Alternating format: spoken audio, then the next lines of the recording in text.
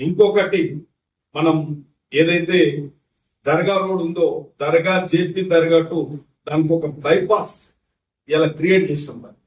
దాన్ని క్రియేట్ చేసి 3 కోట్ల రూపాయలు సాంక్షన్ చేసినాం.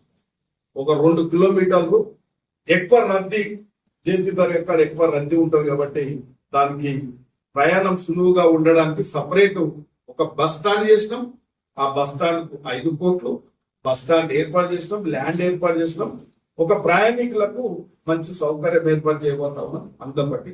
అదే విధంగా ఒక చేగూరు తండా అని ఉండే దాన్ని కూడా ఒక చేగూరు నుంచి చేగూరు తండా కూడా దాన్ని కూడా 1 కోటి రూపాయలు మంజూరు చేయడం జరిగింది. కాబట్టి ఇవన్నీ అభివృద్ధి కార్యక్రమాలు.